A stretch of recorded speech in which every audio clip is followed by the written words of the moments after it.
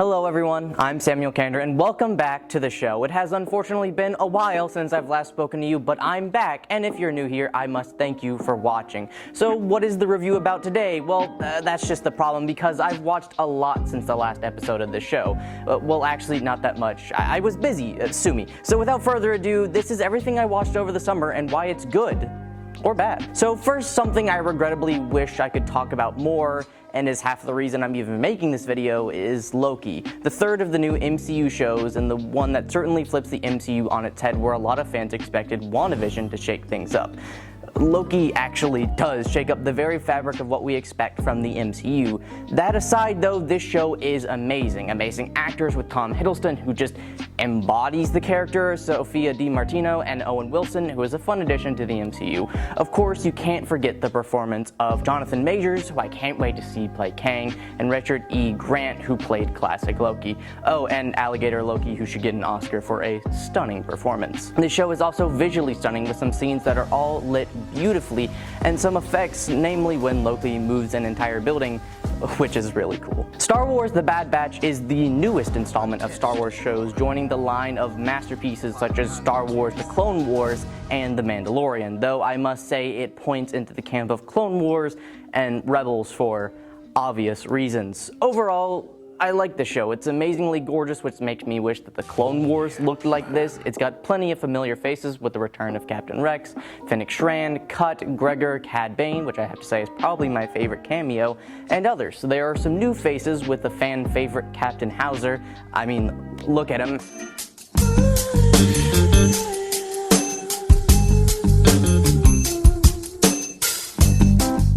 However, there are some things about this show that I don't like. I tend to like episodes where the Bad Batch isn't as involved, such as the episode with Hauser and the episodes with Bane. Also, I must say, anytime Crosshair's in an episode, it usually means it's a favorite of mine. I like the choice they made to make him a villain. Also, I can't include the Bad Batch without mentioning D. Bradley Baker, who is truly one of the greatest voice actors of all time. I love his work, and his voice in this show was nothing short of amazing. Speaking of Star Wars, I revisited the original Clone Wars 2D animated series by Tartakovsky, the man behind some of the best cartoons of our generation. And this show keeps up that reputation. Its animation is clever and fast-paced. The anthology style of stories will always, in my opinion, be the best way to tell a Star Wars story. And of course, it abides by the rule of cool. Grievous in this series is just a predator, and it makes me wish we saw him with this kind of bravado again. Captain Fordo is still amazing. All these years later, remains one of my favorite clones to this day. Us Again is admittedly one of the few things from Disney itself that I've liked in recent years. It's a short watch, sure, but it tells a beautiful story with no dialogue, just dancing and music.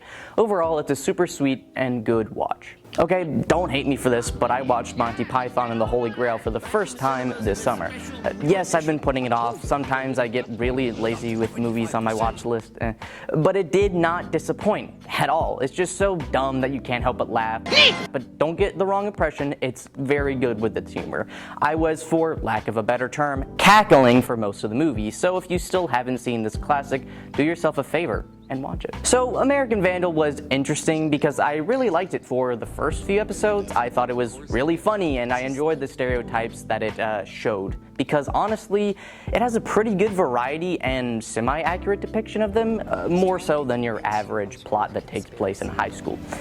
The story is also fairly good and I was interested. Well, up until a certain point. I would say that this show is a bit too long. Maybe 1 or even 2 episodes shorter would be preferable. I think it's pretty interesting up until one of the last plot twists, but I just stopped caring after that. Also, not to mention, I just don't like the main character, and I don't know if you're supposed to or not. He's annoying and kind of a jerk. I mean, he straight up ruins people's lives. Love is Blind is just, I don't even know how to talk about it. Reality TV just makes me mad. I can't help it. I just get incredibly frustrated with it.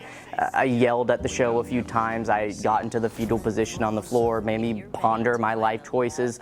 If you like reality TV, this may be up your alley, but it just made me mad. Alright, after those two which had less than redeemable qualities, I am overjoyed to talk about one of my favorite movies of the year, and one of my favorite movies from this particular studio in years. I'm talking about Luca, and yes, admittedly, Pixar movies in previous years haven't really done it for me. Because of this, I wasn't entirely excited for Luca. Luca. After all, it seemed like another one of Pixar's things turn into other things. We saw it with Soul, which I didn't particularly like. I wish we got more time in the city rather than the monochromatic before world. Though I did like it with Coco, which stands as my second favorite Pixar movie behind the Toy Story trilogy for nostalgia purposes. But I was proven wrong because Luca currently sits as number 3 on my Pixar ranking list. I don't know what it is about it. Maybe it's the beautiful animation that Pixar has been honing for over 2 decades. Between the fluorescent ocean life or the streets of the city, you're in for a visual treat. Or maybe it's the super cute story that's entertaining all the way through. I never found myself bored and annoyed. Everything kind of just fits into a perfect little place. Perhaps it's that I love all of these characters, whether it be Luca, Alberto, Giulia, Massimo, and Machiavelli. Sure, Hercule is no syndrome, but he gets the job done. Overall, if you love Pixar, or even if you don't, this one is not one to skip out on. Dissonance is fine. Don't ask me why I watch it, because there is no real explanation as to why. It's fine. The character arcs, except for Mal, are particularly short, except for Jafar's son, which really annoys me because thieving was never really anything associated with Jafar. They should have just dropped the thief thing and made him Gaston's son, which they even make a reference to in the movie itself.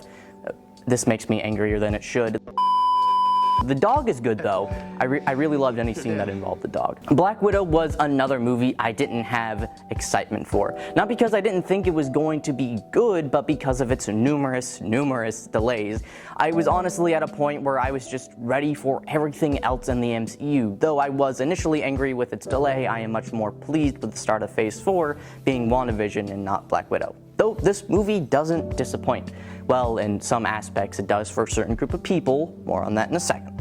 The action is where I'd say this movie really shines. The sets are always really cool and on such a large scale. Also, the acting, as one could expect with the MCU, is really good. Scarlett Johansson shines as this character. Kind of a shame we won't get to see her anymore in the MCU, especially after recent events. The real new shining star in the MCU is Florence Pugh, who is an actress who is quickly rising as one of my favorite actors the more and more I see of her. I'm super glad that she'll be coming back for future MCU installments. And the only complaint I could possibly give this movie is its use of Taskmaster, who is personally a favorite Marvel villain of mine. I think he's a very interesting concept. However, the MCU adaptation was nothing at all like the comic book, which in some ways is okay. I'd be a hypocrite if I complained about this choice, whereas other differences from the comics I've liked. So, although it may not be faithful, I cannot call it inherently bad, and most of the action sequences involved with Taskmaster in this movie are pretty cool. So that about does it. Well, at least everything I want to mention here. Was this video practically just an excuse to talk about Luca and Loki, even though they came out months ago? Perhaps, but I will not be answering any further questions at this time. That aside, thank you so much for watching this video. It truly means the world to me. Feel free to press that like button if you enjoyed it, and if you would like to see more, feel free to check out any of my other videos on my channel. And if you would like to stay up to date on my uploads, feel free to subscribe. I promise you won't regret it. It's free after all. Do you know what else is free? Ring that bell if you really want to keep up with my uploads. Thank you again for watching. I really appreciate it. See you in the next one. Bye.